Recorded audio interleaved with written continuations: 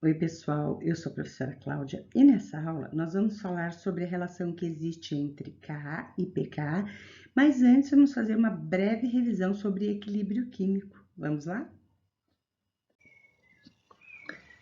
Antes da gente falar um pouquinho sobre a relação que existe entre Ka e pKa, vamos lembrar o que é um equilíbrio químico? Então, as reações químicas, elas atingem um estado de equilíbrio dinâmico, no qual a velocidade da reação direta é igual à velocidade da reação inversa, tá? Velocidade de reação, ou como ultimamente a gente tem trabalhado, é taxa de desenvolvimento, tá? E quando isso acontece, quando essas velocidades de reação direta e indireta são iguais, não tem mudança na composição, nas concentrações de reagentes e produtos. Então, como isso acontece? Ó, um exemplo clássico é a produção de amônia. Então, amônia aqui é o produto. Tá? Os reagentes utilizados para produzir amônia são os gases nitrogênio e hidrogênio. Então, o que se percebeu logo no início lá da produção de amônia é que chegava uma certa altura do campeonato que parecia que não tinha mais reação, que toda a amônia que era produzida se decompunha e se transformava em nitrogênio, e o nitrogênio virava amônia e as quantidades não mudavam mais. Então, o que se percebeu era isso, ó. O hidrogênio é um reagente, então a quantidade dele ia diminuindo, diminuindo, até que chegava uma hora que essa quantidade passava a ficar constante. A mesma coisa acontecia com o nitrogênio, a quantidade ia diminuindo, diminuindo, diminuindo, até chegar uma hora que ela ficava constante, não mudava mais.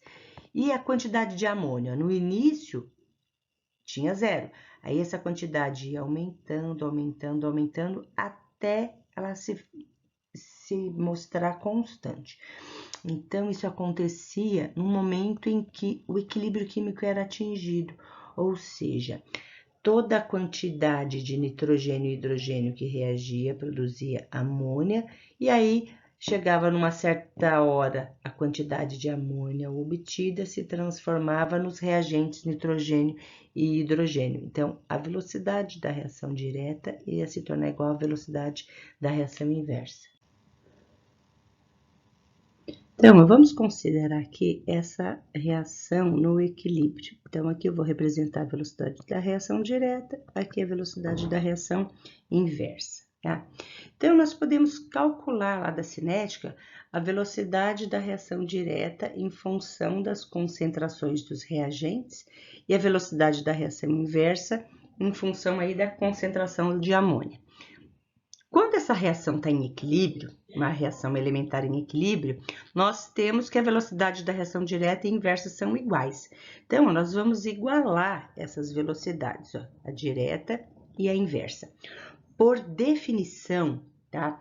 Quando a gente divide a constante da reação direta pela inversa, nós temos o que nós chamamos de constante de equilíbrio. Então, isso foi considerado uma definição.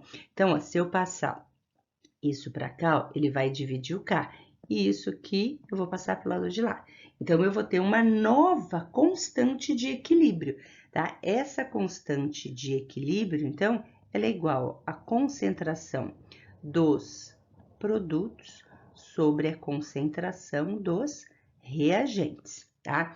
E os expoentes, ele vai depender do coeficiente estequiométrico da nossa reação elementar.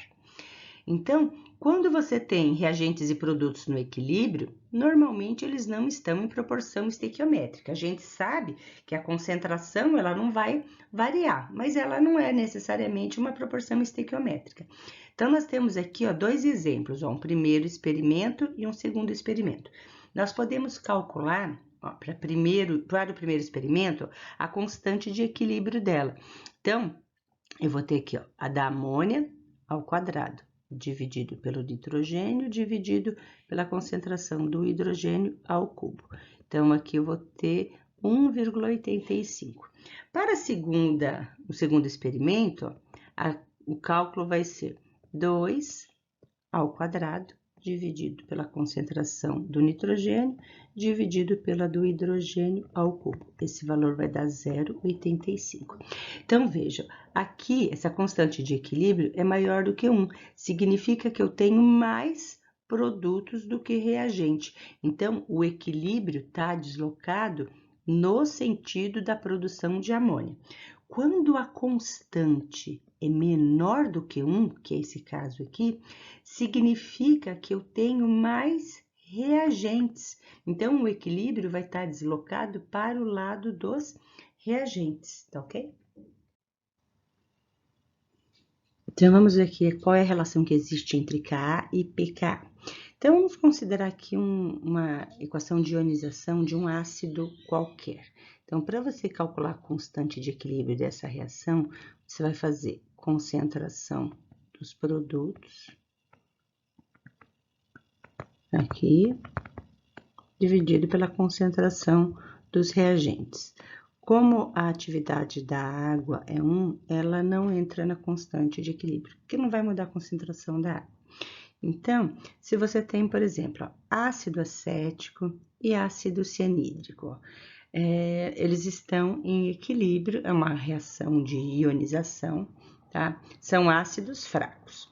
Então, por definição, pKa é menos o logaritmo de Ka. Por que logaritmo? Porque normalmente essa constante de equilíbrio para ácido fraco são valores muito pequenos. Então, quando a gente transforma esses valores pequenos usando o logaritmo, nós vamos ter um número mais fácil da gente trabalhar. Então, por exemplo, no caso do ácido acético, a constante de equilíbrio dele ou a constante de ionização do ácido Ka é 1,8 vezes 10 a menos 5. Olha que potência pequena. Então, significa que eu tenho uma quantidade de íons bastante pequena. E aí, aplicando lá na fórmula do logaritmo, você tem que o pKa é 4,75. Para o HCN, a constante de ionização é menor ainda do que do ácido acético, porque aqui a potência é elevada a 10 a menos 10 e o pKa é maior. Então, quanto menor nós temos a constante, maior vai ser o pKa e mais fraco será o ácido. Então, olha aqui, ó, se você for comparar a constante do ácido acético, ela é maior do que a constante do ácido cianídrico. Significa que eu tenho mais íons de ácido acético quando ele está em água do que eu teria com ácido cianídrico.